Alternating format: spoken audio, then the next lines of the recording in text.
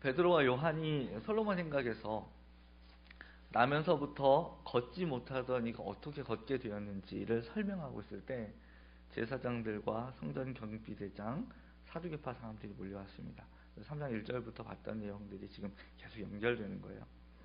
베드로는 이 사람이 나사렛 예수의 이름을 믿는 믿음을 힘입어서 걷게 됐다, 이렇게 말했습니다.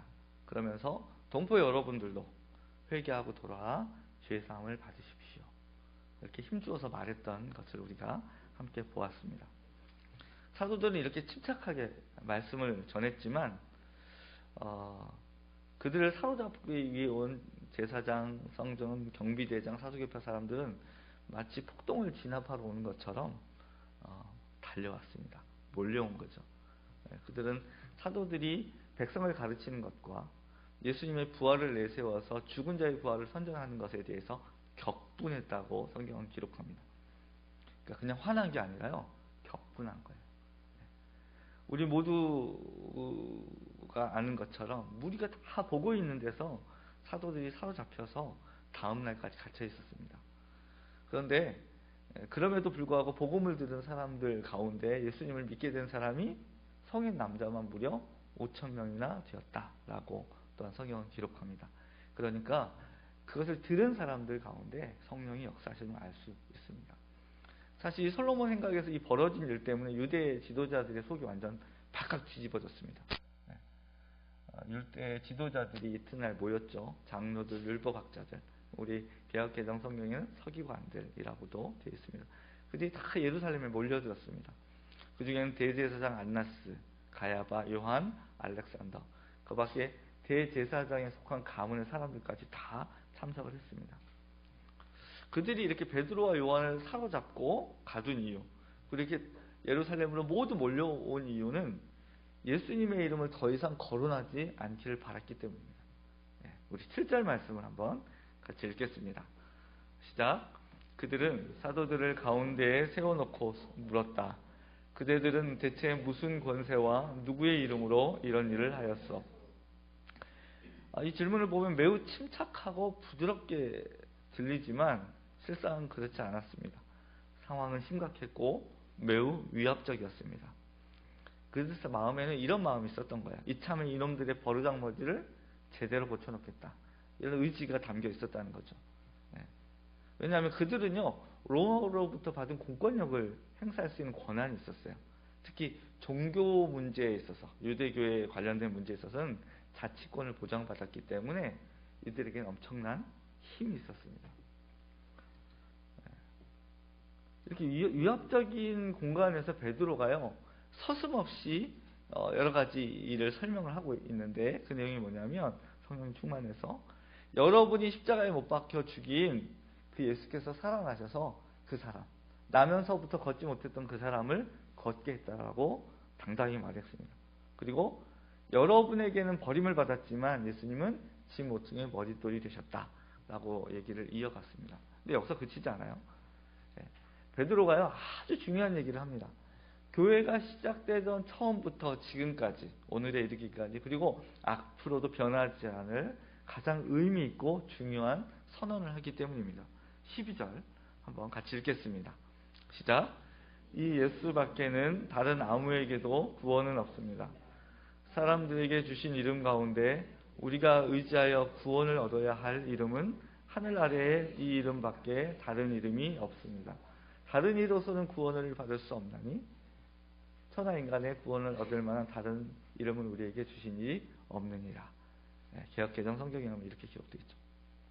이건요, 교회가 존재하는 한 변하지 않을 진리입니다. 지난 금요일은요, 1919년 3월 1일 독립만세운동이 있은 지 100주년이 되는 날이었습니다. 조국의 독립을 염원했던 온 결의가 마음껏 대한독립만세를 외치던 날이었기도 하고요, 그동안 억눌렸던 울분을 쏟아내던 날이기도 했습니다. 그런데 그 온 결의가 함께한 그 자리 중심에는 수많은 그리스도인들이 있었습니다. 함석헌 선생은 뜻으로 본 한국 역사라는 책에서 이렇게 얘기합니다. 초창기 한국 개신교회는 한국을 골병들게 한 계급주의와 당파주의를 깨뜨리고 사대 사상을 쓸어버리고 독립국가를 세우려는 이상으로 불타올랐다. 한국 개신교회는 숙명론과 미신을 두들겨 부수고 새 문명과 새 사상의 국민이 되어야 한다는 운동을 유언의 불꽃처럼 펼쳤다. 유교와 불교가 힘을 잃고 할 수 없는 일을 개신교가 맡아서 민족의 정신혁명, 생활혁명, 교육혁명을 이루는 일에 앞장섰다. 민경배 박사는요, 아주 유명한 역사학자입니다. 1934년 조선총독부 연례 보고서를 인용해서 이렇게 기록합니다. 당시 기독교인들에 대한 일제의 평가죠. 당시 조선에는 조선총독부의 관료들과 비견될 만한, 그러니까 조선총독부 관료들이라고 하는 것은 일본의 가장 수뇌부 지식을 가진 그런 관료들이었죠. 그러니까 조선총독부의 관료들과 비견될 만한 유능하고 활동적이며 목적이 뚜렷한 집단이 하나 있는데 그들이 바로 기독교인들이다 라고 얘기를 했습니다. 다시 본문으로 돌아와서 베드로와 요한도 사실은 공포에 떨고 있었습니다. 그럼에도 담대하게 나사렛 예수의 이름을 전할 수 있었던 것은 성령 충만 때문이었습니다. 근데 우리가 본문에서 눈여겨봐야 될 부분이 있어요. 10절을 한번 같이 읽어보겠습니다. 시작. 여러분 모두와 모든 이스라엘 백성은 이것을 알아야 합니다. 이 사람이 성한 몸으로 여러분 앞에 서게 된 것은 여러분이 십자가에 못 박아 죽였으나 하나님이 죽은 사람들 가운데서 살리신 나사렛 예수 그리스도의 이름을 힘입어서 된 것입니다. 여러분 모두와, 그러니까 앞에 있는 유대 지도자들이죠. 모든 이스라엘 백성은 이것을 알아야 합니다 라고 얘기해요. 베드로와 요한의 관심은 모든 이스라엘 백성에게 있었다는 거예요. 우리는 이 복음을 한정된 몇 명에게만 전하는 것이 아니라 이 땅에 있는 모든 유대인들, 모든 이스라엘 백성들에게 알게 해야 할 것입니다. 그리고 당신들은 알아야 됩니다 라고 이야기하고 있는 거죠. 오순절 이후 예루살렘에서 시작된 교회는요, 복음을 들고 장차 온 세계로 퍼져나갈 것입니다. 사실 그렇게 했죠. 그런데요, 먼저 유대인들에게 복음을 전했습니다. 예수님도 오직 성령이 너희에게 임하시면 너희가 권능을 받고 예루살렘과 온 유대와 사마리아와 땅끝까지 이르러 내 증인이 되리라 이렇게 말씀하셨어요. 예루살렘과 온 유대, 좀 더 나가면 사마리아, 그 다음이 땅끝까지인 거예요. 먼저 예루살렘과 온 유대의 복음을 전해야 했습니다. 여기서 우리는 사도들이 가진 특별한 나라 사랑을, 또 민족 사랑을 확인할 수 있어요. 이 복음은 인류 모두에게 필요한 것이지만 먼저 여러분이 알아야 합니다. 그들이 여러분 모두와 모든 이스라엘 백성은 이것을 알아야 합니다 라고 말한 것은 12절과 같이 이 예수밖에는 다른 아무에게도 구원이 없기 때문입니다. 우리도 세계 많은 나라의 복음을 전해야 합니다. 선교사를 파송하고 그들을 위해 기도하고 물질을 보내고 또 자주 찾아가 격려도 해야 합니다. 하지만 우리에게 맡겨진 우선적인 사명이 있다는 거예요. 그것은 바로 나라 사랑입니다. 그리스도인인 우리가 나라를 사랑하는 방법은 본문에 잘 나타나 있습니다. 사도들이 이야기한 대로 여러분은 이것을 알아야 합니다.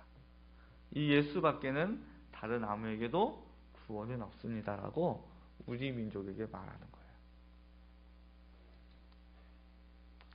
유대 지도자들이 베드로와 요한에게 격분한 이유가 있어요. 뭐죠? 백성을 가르치는 것과 예수의 부활을 내세워 죽은 자의 부활을 선전하고 있는 것 때문이다라고 본문은 얘기해요.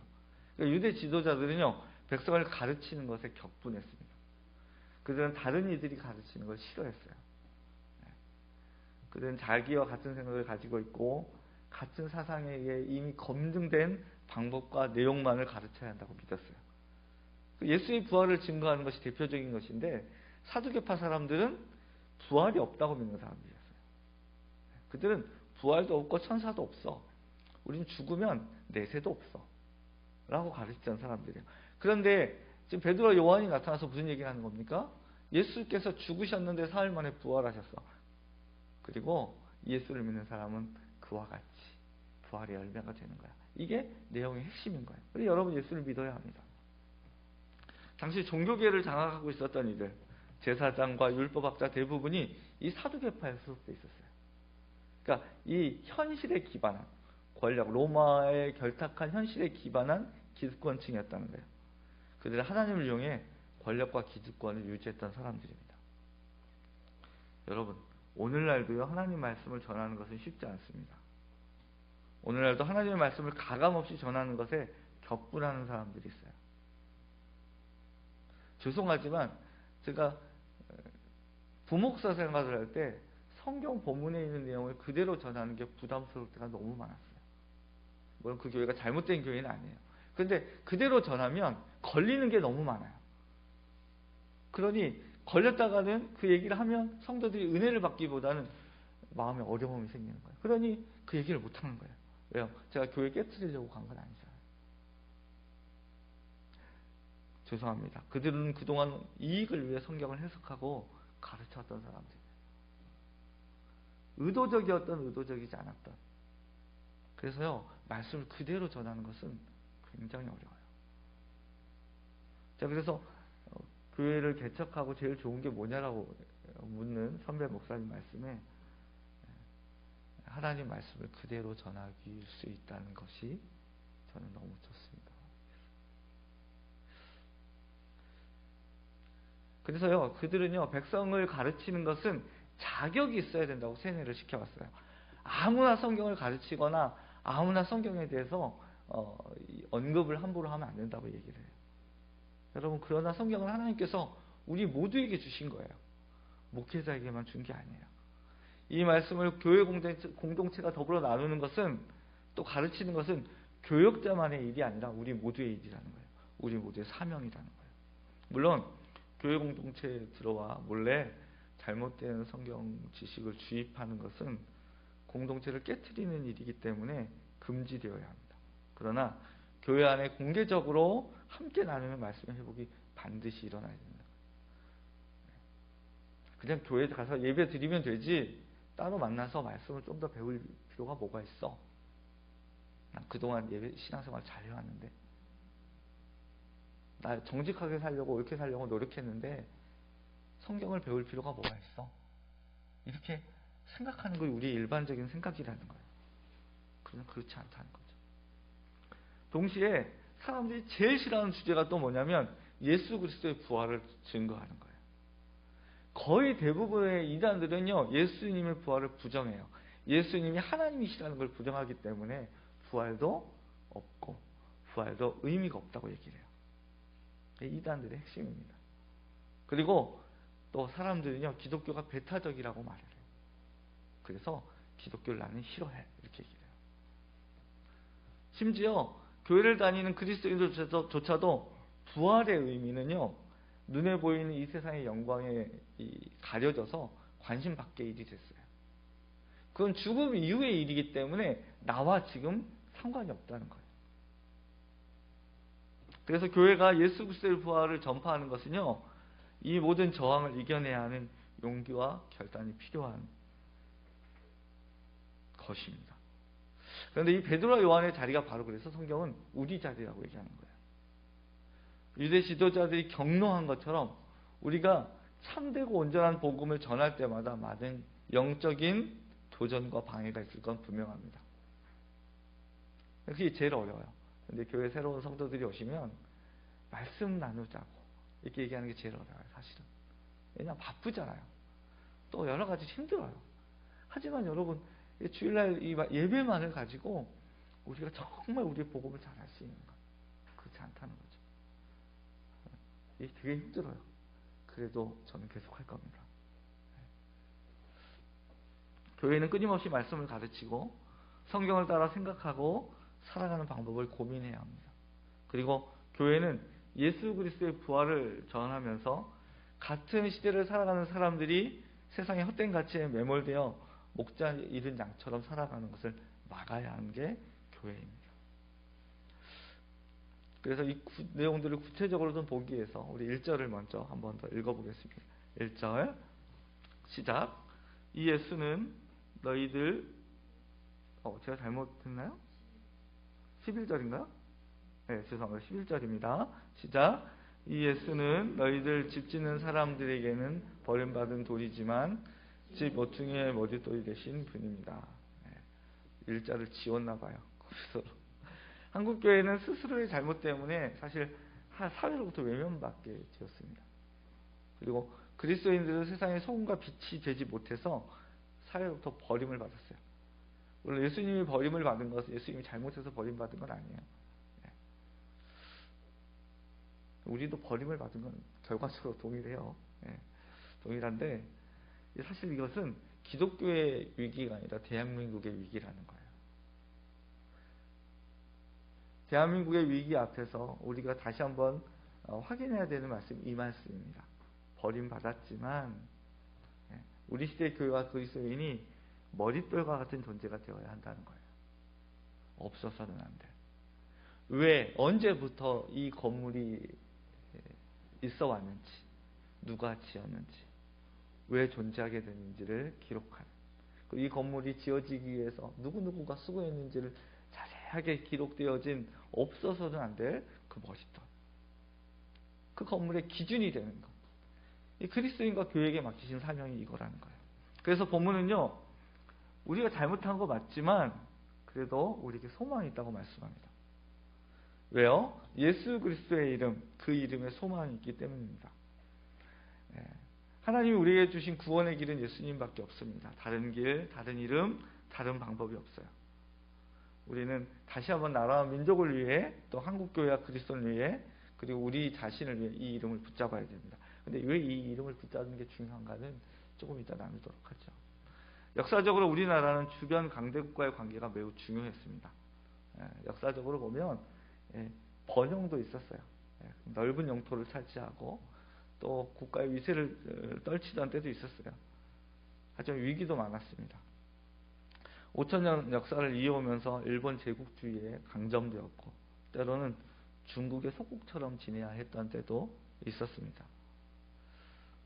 우리 민족은 근대에 이르러 이데올로기의 희생자가 돼서, 이념의 희생자가 돼서 같은 민족끼리 잔혹하고 처참한 전쟁을 치르고 남북은 분단되었습니다.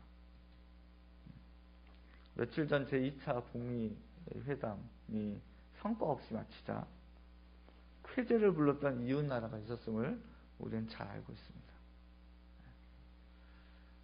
이 나라가 잘 되면 안 돼요.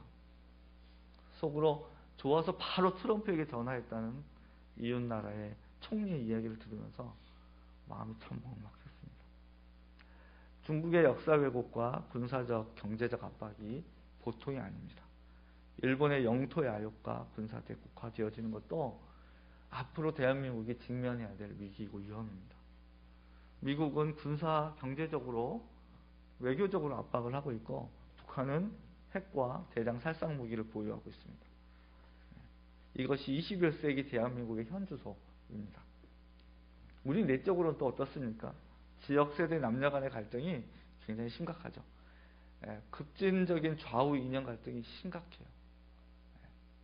같은 나라를 살아간다라고 생각하기에는 도무지 말이 통하지 않는 두 세력 간의 다툼이 너무 심하다는, 점점 심각해져가는 소득의 양극화도 그렇습니다. 이 나라가 이렇게 잘 살게 되었는데 아주 일부만 잘 살다는 거예요. 대부분의 사람들은 오히려 굉장한 어려운 가운데 처해 있을 때가 많아요. 이것뿐입니까? 남성과 여성의 상호 혐오 사상은 정말 입에 담기 어려울 용어들로 넘쳐나고 있습니다.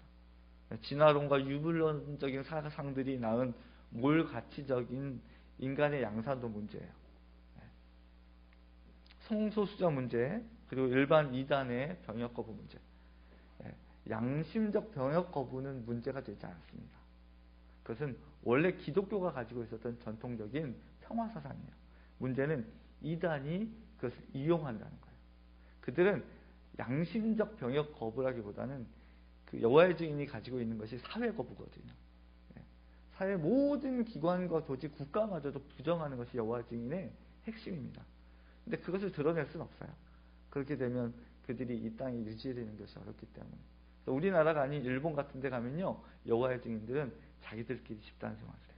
국가를 인정하지 않아요. 자기들끼리 그 안에서 사람이 죽어나가도 사실 국가에서 잘 몰라요. 사정을 잘 몰라요. 우리나라에서는 그랬다가 큰일 나기 때문에 이렇게 이끌어가는 거예요. 그러니까 이단의 이 병역 거부 문제는 마치 그들이 평화를 사랑하는 것처럼 이야기하지만 사실은 그게 아니라는 거예요. 사람들이 전혀 알지 못하고 있죠. 또 생명 존중 사상이 결여된 각종 생명공학은 어떻습니까? 사람을 대상으로 해서요, 이 어디까지 연구를 해야 되는지, 연구를 하지 말아야 되는지에 대한 그 기준이 점점 흐려지고 있어요. 또 안락사 문제는 어떻습니까? 날로 심각해지는 환경 문제도 문제예요. 또 현대 과학과 데이터를 이용하기만 하면 무엇이든지 할 수 있다라는 이 마음, 이 사상 자체도, 이 환상조차도 이미 과거에 깨트려졌던 것들이 다시 일어나고 있는 거예요. 우리는 이런 심각한 문제에 직면하고 있습니다. 그런데 교회는요, 이런 일들에 대해서 어떤 대책도 내놓지 못하고 있어요. 아니, 관심도 없어요. 왜 그럴까요? 잃어버린 거예요. 우리가 무엇을 해야 되나?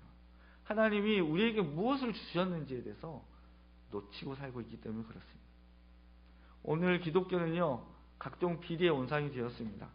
기독교 연합단체의 금권선거, 기복신앙, 하나님 복 주신다는 거죠. 이 복이라고 하는 것이 우리에게 영원한 생명을 주셨다는 것과 이 땅을 살면서 온전한 가치와 판단력과 이성과 삶을 가지고 건강하게 살아가는 것이라고 이해하지 않고 우리에게 부를 열어준다고 믿는 거예요. 높은 자리에 올라갈 수 있다고 가르치는 거예요. 번영신학이 그런 내용입니다. 성직을 매매해요. 잘 모르시죠? 성추문이 있지 않나? 교회 재정을 횡령하지 않은가? 담임 목사의 세습하는 것을 부끄러워하지 않고 신문에 잘 냅니다. 입에 담기 어려울 정도 이 저급한 신앙 행태가 고수되고 있어요. 여러분, 미래를 짊어지고 갈 인재들을 양성해야 될 교회가요, 스스로 늪에 빠지고 있습니다. 여러분, 지금 3.1절 100주년 기념이라고 해서 길거리 다니다 보면 태극기와 함께 독립운동을 위해 힘썼던 분들의 이름과 얼굴과 내용이 닥쳐 있어요. 거기요, 장로교 목사님, 감리교 목사님, 기독교 대표, 수많은 그리스도인들이 이 나라와 이 결의를 위해서 얼마나 일했는지를 볼 수 있어요. 한번 여러분 그냥 지나치지 마시고 한번 읽어보세요. 물론 다른 종교 지도자들도 있어요. 나라 일이라면 함께 협력해야죠. 이제 이 교회는요, 사회를 포용하고 마음을 열고 함께 대화하며 소망을 이야기할 탁월한 인재가 사라진 지 오래됐습니다. 전 그게 너무 마음이 아파요. 교회 젊은이들이, 청년들이 사라지고 있어요. 대한민국의 위기는요, 나라를 이끌어갈 진취적인 일꾼을 배출하지 못한 교회의 잘못에 있고요. 그리고 우리 그리스도인들의 직무유기 때문입니다. 그리고 이것은 우리 책임입니다. 민경배 연세대학교 교수는요, 명예교수는 이렇게 얘기합니다. 신앙은 보이는 것이어야 한다. 기독교는 보이는 것이 있는 종교다. 기독교의 핵심은 성육신이다. 하나님이 이 세상에 실질적으로 보이는 모습으로 오신 것을 말한다. 그러니까 하나님이 성육신 하셨다. 예수님으로 오셨다는 건 뭐예요? 하나님이 눈으로 볼 수 있게 이 땅에 오셨다는 거예요. 그러니까 기독교는 보여지는 것이 있어야 되는 거예요. 18세기 영국의 윌버포스라는 사람이 있습니다. 그 사람은 여러분도 잘 아시지만 노예무역의 폐지와 노예해방이라는 정치적인 목적을 위해 평생을 바쳤습니다. 그가 태어나고 활동했던 18세기 영국은 세계 최고의 해군력과 상선으로 아프리카 흑인들을 잡아다가 거래하는 노예무역이 성행했습니다. 영국 국가 수입의 3분의 1을요, 노예무역에 의존했어요. 지금 그 원자력 발전소 문제 때문에 얼마나 많은 사람들이 반대를 하고 또 찬성을 합니까? 이거 값싼 돈에 발전을 시켜서 많은 전기를 생산해낼 수 있는데 이걸 해야 된다 말아야 된다. 또 그거는 생산할 때는 얼마 안 들지만 이것이 나중에 남겨졌을 때 그것을 보존하고 유지하고 유출되지 않기 위해서는 우리가 이야기하는 이런 다른 방법으로 전기를 얻는 것보다 훨씬 비용이 많이 들고 우리 후손들의 안전을 담보할 수 없으니 없애야 된다. 이 여론이 충돌하죠. 왜요? 이게 수입 때문에 그래요. 당장 우리 세금이 많이 들어가지 않기 위해서 또 국가 재정의 문제이기 때문에. 그러니까 국가 수입의 3분의 1 이상이라는 것은요, 얼마나 국가에게 중요한 의미인지 여러분 알 거예요. 또 150년 동안 200만 명이 넘는 노예를 수송했어요. 막대한 부를 줬던 이 노예무역이요, 왕족, 귀족, 상인, 식민지, 기득권 세력들, 당시의 모든 기득권 세력의 지지를 받았어요. 그런데 윌버포스는요, 이것과 싸웠습니다. 그는 두 번의 암살 위기와 온갖 시련에도 1789년 5월에 노예무역 폐지 법안을 하원에 상정합니다. 그리고 50년 동안 투쟁합니다. 마침내 영국 의회가요, 모든 노예를 1년 안에 해방시키라는 법령을 발표하게 돼요. 50년이 지나서. 그리고 이 발표가 있은 후 3일째 되는 날 1833년 8월 6일에 죽습니다. 그 발표를 보고 죽어요. 예수를 믿는 그리스도인이요, 할 수 있는 일이 뭐냐는 거예요. 그 시대의 불의, 그 시대의 악, 그 시대의 온전치 못함과 싸울 수 있는 능력이 있는 교회, 그를 배출해낼 수 있는 교회, 그런 사람들이 살아있는 그리스도인들이 있는 그런 시대. 교회는 하나님이 주신 구원의 선물인 예수님을 믿음으로 살아가는 거룩한 공동체입니다. 그리고 그리스도인은 자신에게 주어진 곳에서 하나님 나라를 가야 할 막중한 사명을 가진 사람들입니다. 물론 우리가 모두 정치를 해야 한다거나 위대한 업적을 이루어야 한다고 생각하진 않아요. 근데 제가 한 청년, 제가 다니는 차랑 바르고 정직한 청년이 있길래 길을 방황하고 있어요. 뭘 해야 될지 모르기 때문에 정치하라고 그랬어요. 너 정말 좋은 정치인 한번 해봐라. 너라면 할 수 있을 것 같다. 굉장히 똑똑해요. 굉장히 신앙적으로 잘 세워진 청년이에요. 아무한테나 그렇게 얘기하지도 않지만, 그러니까 모두가 그래야 된다는 건 아니에요. 또 윌버포스처럼 위대한 업적을 이루어야 된다는 것도 아니에요. 아우구스티누스는요, 이렇게 얘기합니다. 세대를 통하여 교회는 하나님을 믿는 지체들을 낳는다. 교회가 거룩한 것은 그 안에 사람들이 죄가 없고 거룩하기 때문이 아니라 거룩하신 하나님의 교회이기 때문에 거룩한 것이다. 교회는요, 거룩하고 온전한 그리스도인을 낳아야 돼요. 그들을 길러야 해요. 그 그리스도를 닮은 창성한 올바른 사람으로 세워지도록 하는 일을 교회가 해야 된다는 거예요. 그게 없기 때문에 대한민국이 위기이고 우리 민족의 위기가 있다는 거예요. 예수를 믿는 정치인들이 대한민국을 망쳐놓는 걸 우리 많이 봤어요. 그건 누구 때문입니까? 그분들 때문이 아니에요. 교회이기 때문에. 그러므로 오늘을 사는 그리스도인의 공동체인 교회는 새로운 시대 정신을 가지고 그 시대를 섬겨야 합니다. 그러면 어떻게 이 막중한 사명을 감당할 수 있을까요?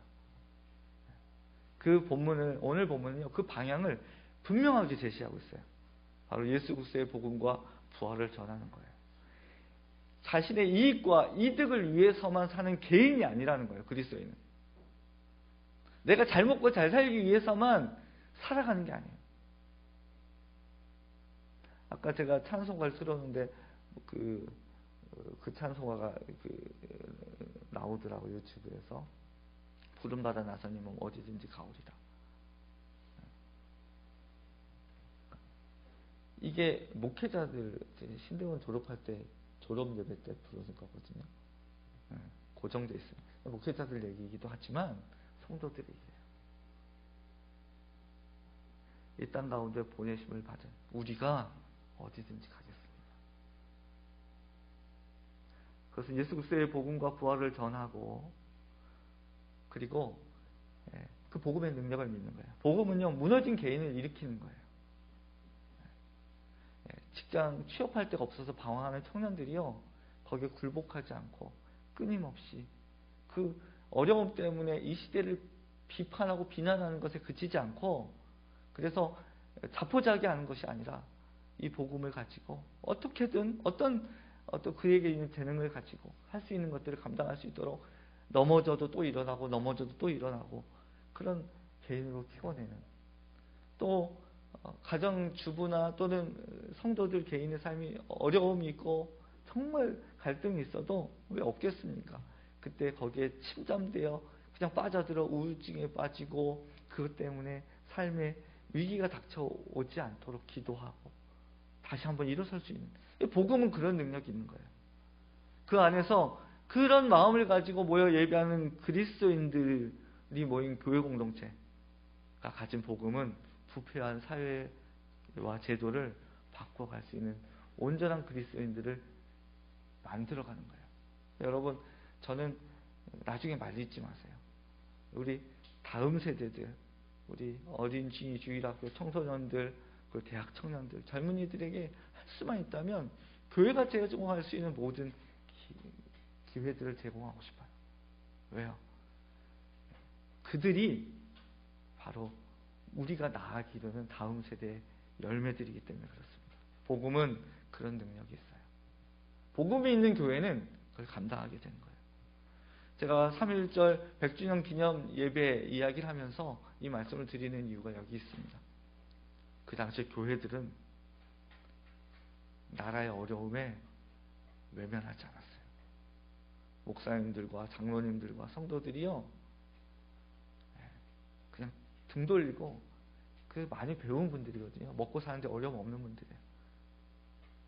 그분들은 헌신했어요. 근데 우리는 그걸 배우고 있는 거예요. 중요한 것은 예수 이름을 힘입어 나갈 때 우리에게 여전히 소망이 있다는 것입니다. 여전히 미래가 있다는 것입니다. 저는 한국 교회가 그렇게 되었으면 좋겠습니다. 우리 교회가 그렇게 됐으면 좋겠습니다.